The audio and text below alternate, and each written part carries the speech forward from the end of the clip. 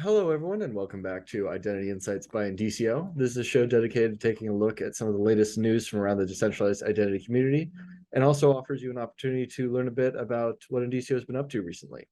Today, I'm joined by Trevor Butterworth, who is our VP of Governance at Indicio, and he's here to talk a bit about why and how we would want to talk about decentralized identity. So, really getting into the meat of communication. I appreciate you taking some time to speak with me today, Trevor. Would you mind starting us off with a brief description of what we mean when we say decentralized identity? Well, first of all, thank you for having me. I guess you could say we mean different things depending on the context. I mean, technically, we mean that a digital identity can be created by anyone.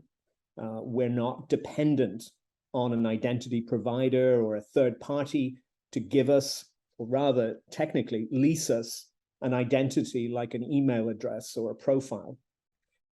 These are identities that require us to hand over personal data, which these identity providers then store to manage the verification process. And as we know, that information can be very valuable to marketers and advertisers and criminals. So instead of that, which we kind of call centralized identity or federated identity, when you have an identity provider that uses their identity, gives you an identity that can use in multiple contexts like Facebook. Instead of all this, we can now create limitless, permanent identities using a new web standard called decentralized identifiers, often abbreviated to the word DIDs. And we can use DIDs to anchor things called digital identity credentials, which for sharing information. Now, the interesting thing is that we own these identities and we control the information that's attached to them. We don't rent them. We can use them to prove things about ourselves, and we can share information by consent and through different privacy-preserving ways, thereby solving the data privacy issues that have become increasingly the focus of legal remedies across the world. That totally makes sense. In my own head, just to keep it super simple, I'm always like Facebook, Google, right? The login with those. And then this, and obviously they're tracking all your data, they're selling access to you, right? And then this is a new way to do it where it's still super simple, but it's you're keeping it safe, basically. Yeah.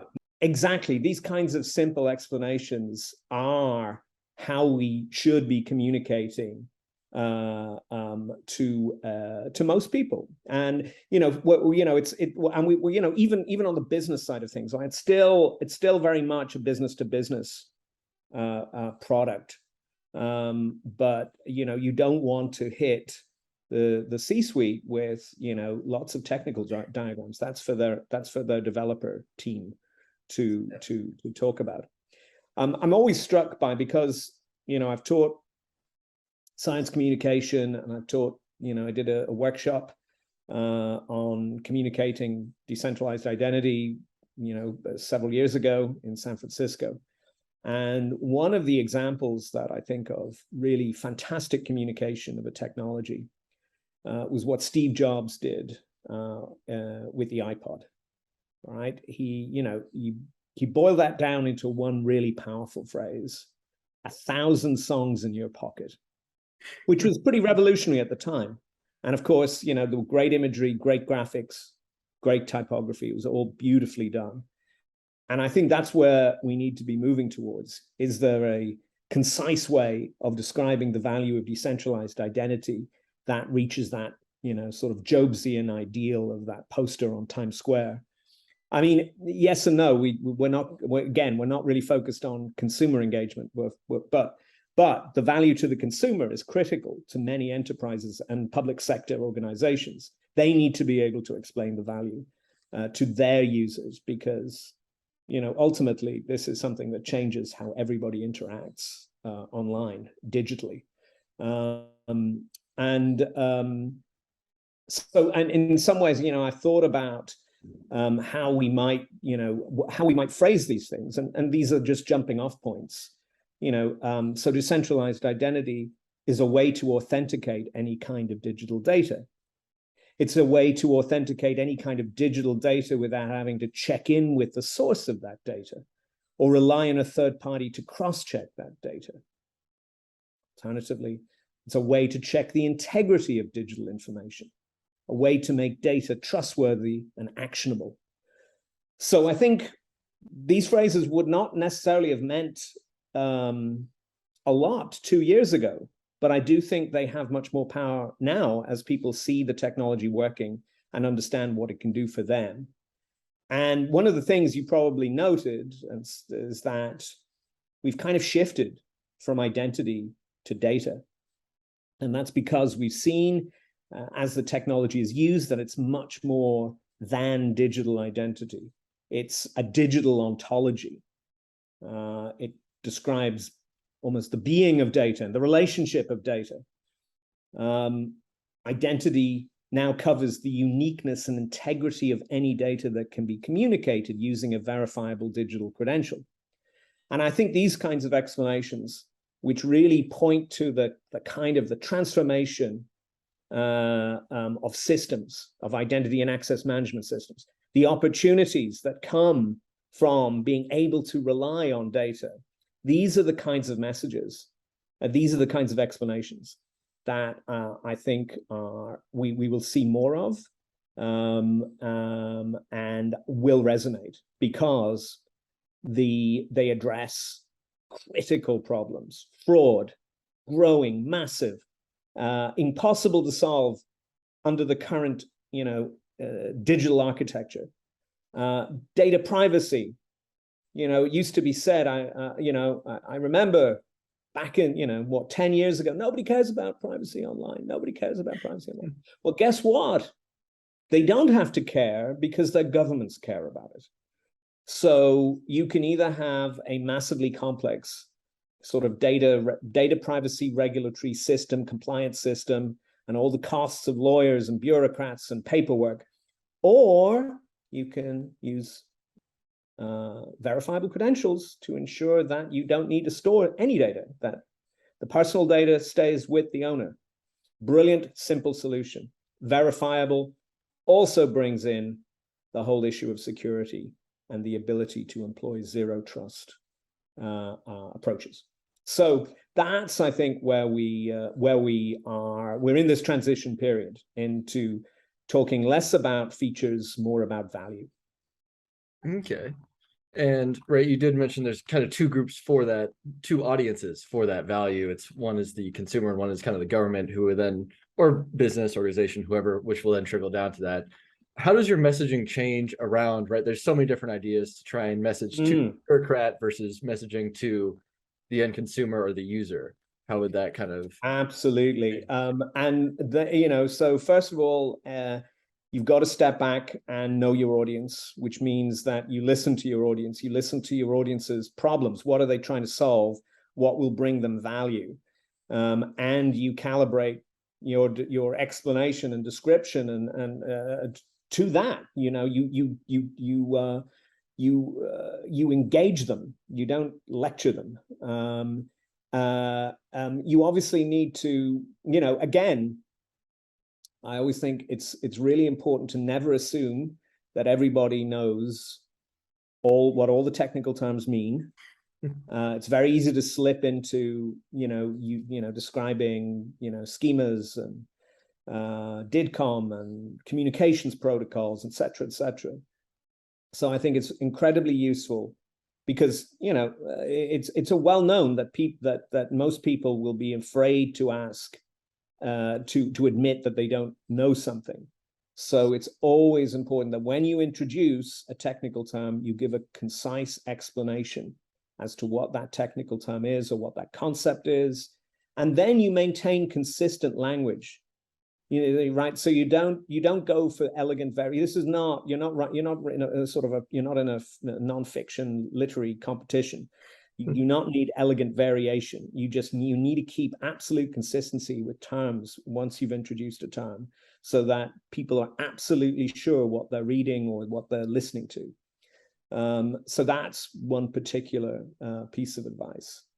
And when dealing with any sort of complex information, it's really important, especially in written communication, to go short, right? There's a temptation to try and say everything in every sentence, right? You load those nouns with adjectives and adverbs, and make sure you've said everything for fear of missing something critical out. And that's the wrong approach. The more you try and say everything, the more you end up saying nothing. And people will find it unpleasant to read and difficult to follow. So when you're dealing with something complex, break it down into simple steps, short sentences. Doesn't matter if you go long, as long as if people can see a sequence. And the sequence, I mean, obviously there are limits. People can only process sequences of 5 to, I think 9 is the maximum number of segments or components. So break things down. Don't be afraid of going short, and be merciless in removing unnecessary words. So even when you've got, and that's even when you've got your key value message, you still have to police or the prose you write, the words you speak. Don't resort to jargon. Jargon is usually a tell, especially when talking to journalists. Jargon is a tell that you haven't thought deeply about what you're talking about. It may be that may be an unfair judgment, but it's the likely judgment somebody will make. So those are the and obviously you're going to talk to a tech team in a slightly different way, or a significantly different way, than you're going to talk to a business team, right? The business team is very much focused on value and the value to their customers. The tech team, you shouldn't assume they know everything about the technology. At the Hyperledger Global Forum, we found, that, as is normal, people who are not immersed, even experts, and who are not immersed in the field that we're expert in, are going to have misconceptions, are not going to know things we think are just obvious. So always be explaining. Never assume your reader or listener understands all the terms and concepts. And do what I'm not doing now, which is stop talking to let the other person speak, which would be you. No, I love that. You definitely made some excellent points there. I love the being merciless about removing extra words. It conjured to mind Nike's "Just Do It." They're a sports brand company. They were like, we only need a couple words. 3 will do. And the thing is, that's the hardest thing. That's the hardest kind of writing to do. I mean, writing, that requires, it almost requires a sort of ninja, editorial ninja training in order to, to murder your darlings, which is the literary phrase. But so my advice, I guess, to any business team is to if your budget can push to it, hire an editor, because they'll ask excellent questions. And if you don't have somebody with that skill on board already, hire the Lord knows there are plenty of journalists needing work right now, but one with good editorial skills will really, really help remove the flab and the sort of like cutting away the weeds in order to see the beautiful flower of your technology. Sorry, that's but we need a little levity. No, of course, that's an excellent point. So I know you actually do a lot of editing yourself. What are some of like the first, if there's any checklist in your mind, what would you kind of go through when looking at a piece to be like, this is necessary, this is not necessary? How does that process work for you? So I mean, again, we're not engaged in literary writing, right? This is not the New York. We're not writing New Yorker articles. We're writing to be understood. Clarity is vital, right? Clarity means using, I mean, this is kind of tautological almost, but using the right word in the right place to describe the right thing. So focusing in on what words actually mean, and thinking about when does that adjective confuse rather than clarify. You know, people are building mental models with the words you use. And when you're talking about technology or science, you want to build very clear, simple models for those who are not deeply familiar with what you're actually saying, which is most people.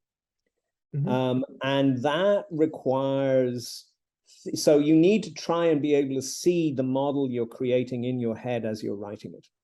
Now, ultimately, that's just simply that comes with practice and experience, and the experience of getting, tough editing. And that's the one thing that journalism school imparts is, we were battered and bruised, and egos were, just destroyed by the volume of red pen that, the editors who were, worked at the Associated Press and the New York Times would come in, and they would just, just absolutely rip your stuff apart in ways that, most people would be really shocked by. So that made that, but ultimately, that's what that produces is a real sensitivity to words and language and meaning. And so the ability to be able to, see how the sentences flow together, the structure flows together, how you're telling a story or explaining a point, you're seeing it in many ways as an engineer would see code, right? You want beautiful code, you want beautiful clear code that does what it's supposed to do. Well, guess what? You want the same thing when it comes to writing. The only thing that the thing that helps most of all is practice. Also reading good writing, and there are many resources out there that can help you on that journey. But ultimately, it's something that takes time. Like any skill, it just takes time. Okay. So another way of saying I'm old. Well, these things happen. So we are coming kind of close to the end of our time here. We've covered some awesome stuff, which is right. Be brief, kind of know your audience. Brief, be clear, know your audience. Hire an know editor. what they value. Don't use the word leverage. Don't use the word leverage. All right, good to know. So right, it's like the leverage is like a tick on business on business. It's like people cannot stop using the word leverage, and all they mean is use. And generally speaking, if you can use a smaller word rather than a larger word, you'll be more clear to more people. Okay. So leverage or use the power of use.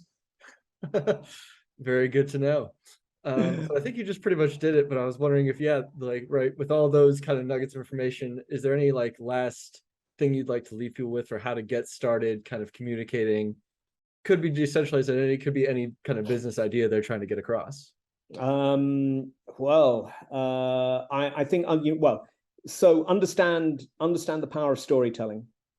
There are many good resources out there. We can maybe package a few of them. I'll put a few links, a few guide links in the that you can in this video that are helpful to really think about things. But it is a secret, it is a enormously powerful weapon, not just externally, with external audiences, also internally. It's really important to be able to communicate effectively inside a company, as well as to customers. So I think I remember there was somebody, and yeah, you want a piece of advice. Okay, here's a little piece of advice, because most of us in business are working on Google Docs and we're doing shared collaborative things. I remember reading at some point this story of how many hundreds of hours were spent writing a one-page memo because it was Google Doc'd and everybody had to have their say. So if you're in a team, find the person who either is the best writer, who enjoys writing. brainstorm on Google Docs, right? Get down everything you want to say, right? That's the group part. Then have one person write it up. Okay. Then people do suggest, they don't edit, they do suggest, and that same one person incorporates those suggestions. Maybe there's some debate as to which suggestions are the best encapsulated. But do not think this is the opportunity for you to rewrite everything. That's the editor's job. That's my job. I get to rewrite everything. But no, just have one lead author and brainstorm at the beginning, outline, let the writer write, let the writer manage the editorial suggestions, and then let it go. All right, that sounds great. You're not writing Ulysses. You're writing memos and blogs and press releases. Fair enough. It does look like that is pretty much our time for today. Thanks so much again for joining me, Trevor. My pleasure.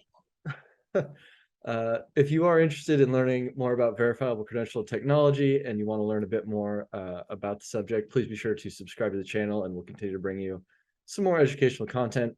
If you have any specific questions or topics you'd like for us to cover, be sure to leave a comment below and we'll read and address them. And yeah, thanks again, Trevor. For a little deeper dive onto how to write and communicate, is there anywhere that you would suggest people go to learn more about that? Yes, but I'll put the link. I'll give you the links, and you can append them to the video. And because off the top of my head, I can't. There's a whole bunch of sources that have come to mind, but I don't want to mangle. Again, accuracy. I don't want to mangle their titles.